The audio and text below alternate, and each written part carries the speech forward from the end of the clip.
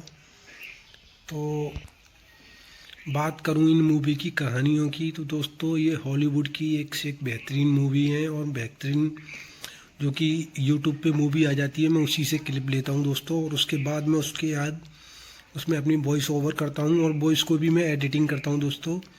जो भी एक ऐप्स आती है जिससे मेरी वॉइस बहुत सुंदर हो जाती है दोस्तों।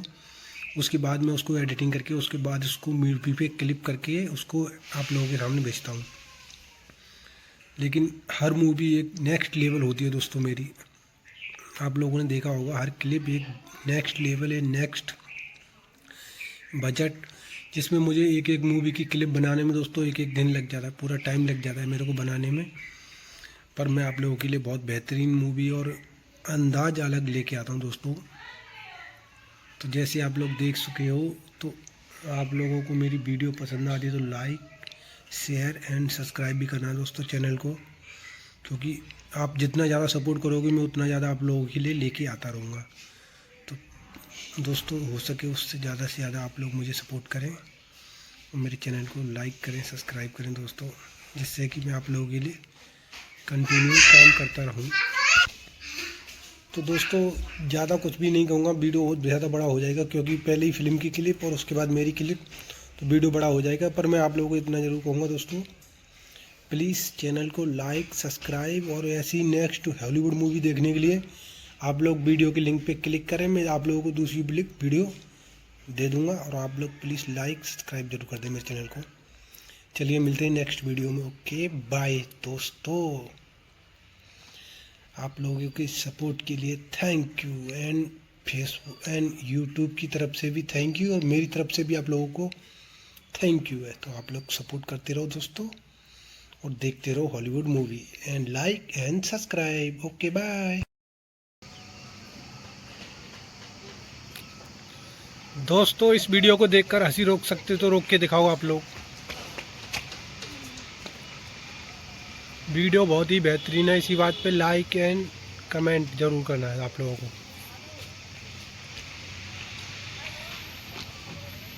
हॉलीवुड का तो दोस्तों एक्शन ही बेअंदाज है, आप लोग देख सकते हो, क्योंकि मेरी हर एक मूवी आप लोगों को अलग ही अंदाज और अलग ही एक्शन में मिलेगी दोस्तों। तो बात करूं इन मूवी की कहानियों की, तो दोस्तों ये हॉलीवुड की एक से एक बेहतरीन मूवी है और बेहतरीन जो कि यूट्यूब पे मूवी आ जाती है, मैं उसी से क्लिप लेता हूं दोस्तों, और उसके बाद मैं उसके बाद उसमें अपनी वॉइस ओवर करता हूं और वॉइस को भी मैं एडिटिंग करता हूं दोस्तों।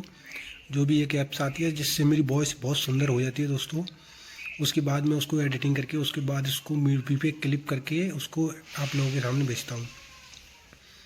लेकिन हर मूवी एक नेक्स्ट लेवल होती है दोस्तों मेरी।